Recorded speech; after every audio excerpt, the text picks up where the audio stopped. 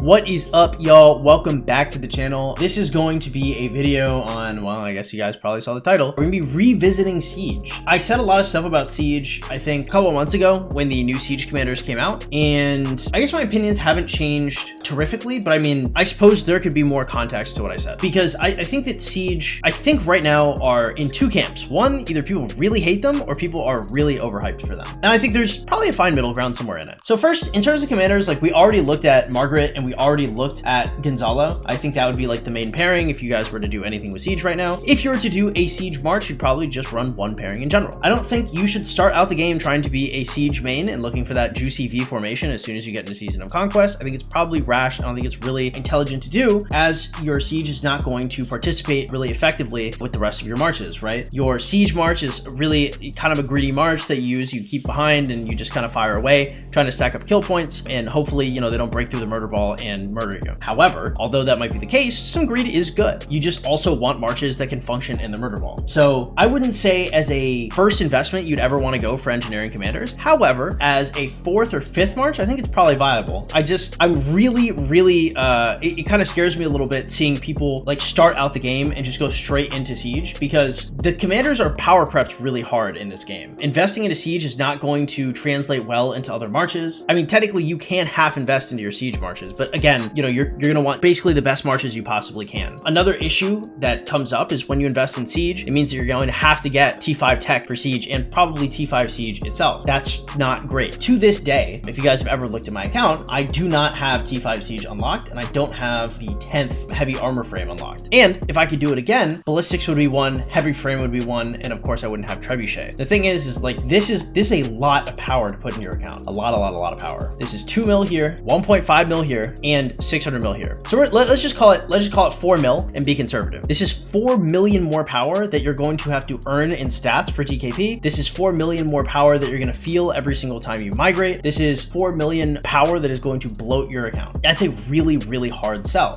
As much as the reports, especially like some of these altar reports, look awesome in terms of these commanders, there is always going to be a price, right? If you do not have like some kind of frontline established with your kingdom, you're not going to make this happen. As these marches get more popular, you know, you might have like a range squad in the back. Your murder balls might become less weak. As more people start to use range, then the murder balls are going to get more aggressive. They're going to punch through. They're going to get to your range, and a whole bunch of people are going to take a whole lot of losses, because as this becomes more popular, you know, there's going to be an ebb and flow in terms of the meta. This is not a very flexible part of the meta, and so I'd be very cautious investing in this first. However, if you already have your one cavalry march, let's call it Nevsky Joan or QB Joan, you have your one archer march, let's call it ZL Herman, and you have your infantry march, we'll call it Scipio LC. Instead of going for your next march, which would maybe be like QB William, QB Belly Prime, something like that, or maybe you go for 2 inf, then you could consider going for an engineering march, right? At the point where you already have your big 3 marches, right? You have enough to get the 45% debuff on defense from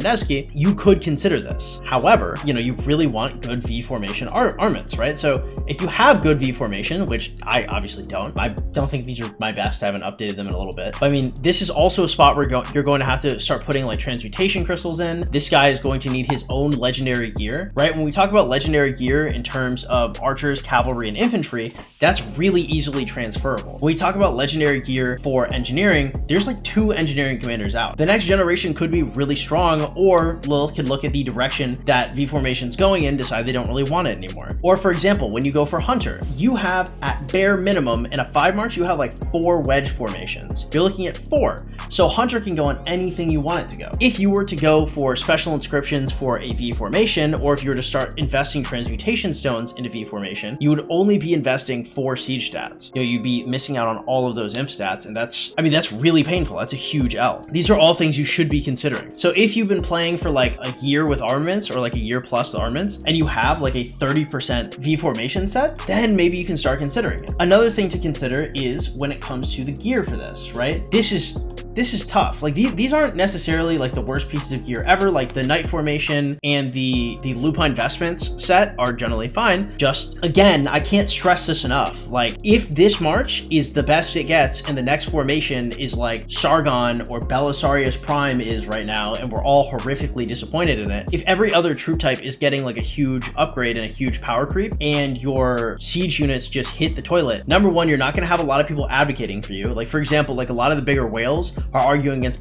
Belly Prime, right? And so we've gotten some kind of rumors that Belly Prime might get buffed. That is not going to happen for Siege. It's just not going down like that. So you guys don't have good advocacy, right? You guys have to wait like a year between releases, and you guys got to hope those releases are good, because if they suck, you have all of this investment here that you just can't fix. If you are a like high spender, you probably don't have to listen to this. But if you are going to be taking like a 6-month detour out of your current marches to consider investing in these Lupine investments and like a Margaret and a Gonzalo, it's important that you heed this, right? Because at the end of the day, like even if you have like 4 or 5 sets of legendary equipment, we still have all of this awakening to do, right? The meta is not what it used to be. So a lot of disclaimers here. I, for my 5th March, am actually, I know I just talked a whole bunch of crap about it, but I'm just trying to give it a fair shake. I'm trying to be as objective as possible, right? Those are all the downsides. The upsides of this March is that when it hits very consistently, it hits like a truck, and honestly, you really don't have to pay too much attention. As far as I know, it just kind of auto fires into the crowd. That's pretty nuts, bro. You know, you just make sure that you run away whenever like everything starts falling apart, and you should be fine. I've seen some really crazy reports, even with only like half investments. If this is invested in properly and efficiently, especially with like a few crits, if you get a little lucky,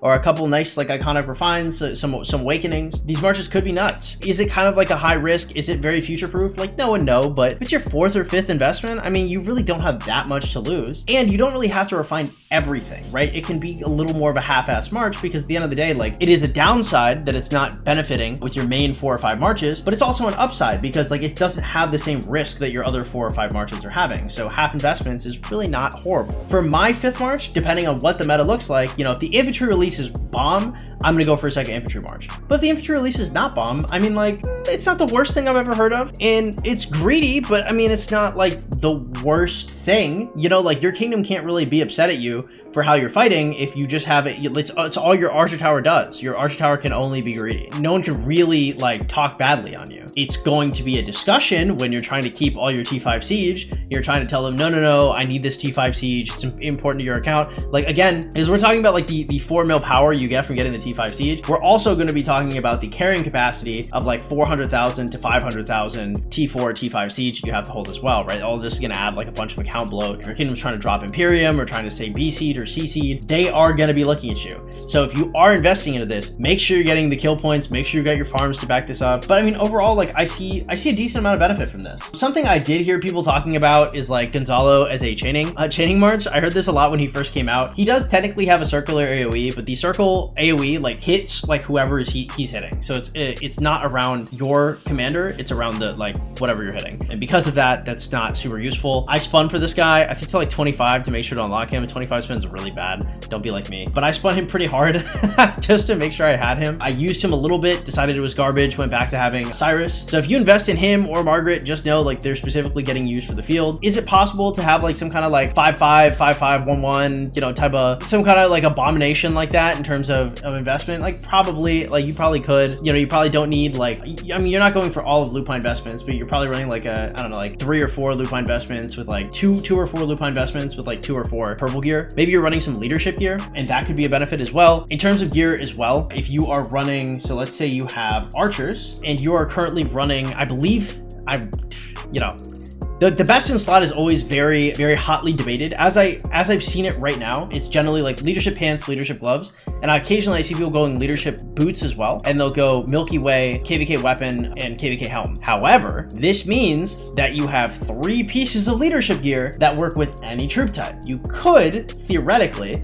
if you're deciding to be greedy instead of running your regular 5 march, you could just drop these leadership pieces and a couple lupine pieces or a couple purple siege pieces down to your siege march, right? Because these work with everything. Another thing is like your ring and your horn or your dagger or whatever, like these are all going to be pretty good. You don't necessarily need the immolating plume in order to make your thing function. However, immolating plume is really good. I would be considering running probably like plume ring, something like that. That looks like a pretty dastardly combo. But again, like there's a bunch of budget combos you can do to make this march way less painful to invest in. So overall, like, is Siege terrible? No. Is it a godsend? No. Be very careful with your investments into Siege. Like, could it be good? It could be, right? It could get you a lot of KP, or it could hinder your account for like 6 months of time that you frankly really needed. If you're an endgame player, this is way more reasonable to think about. If you're a brand new player, I'd be really skeptical about investing into Siege. Again, I know it sounds like I'm really critical. I might invest into Siege. I'm just saying, like, I'm a pretty advanced player at this point, right? I'm not new to the game. I'm not like like just coming to the stock. This is like my 8th KVK ending. So, you know, 8 KVKs, and I'm thinking about investing in it in the future, right? If I were to invest in this commander, it'd probably be, not in this commander specifically, if I were to invest in Siege, it'd probably be on the next Siege release, and then I'd see how that is. Right now, these Siege commanders have done pretty well in the field, and if you have a whole bunch of sculptures to invest in, you have an expertise William, you didn't end up going for Belisarius, you're going to have enough for the next infantry release, and if you want to consider going for Siege,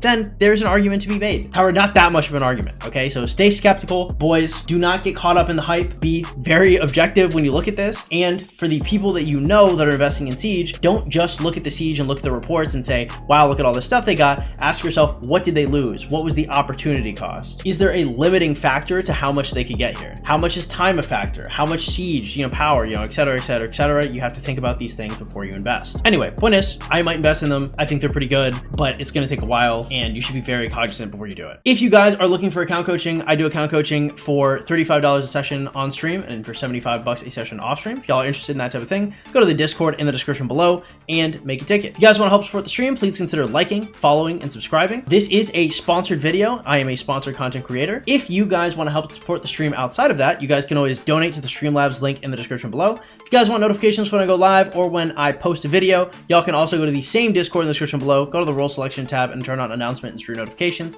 Without further ado, guys, I'm going to get out of here. Have yourselves a wonderful day, and good luck.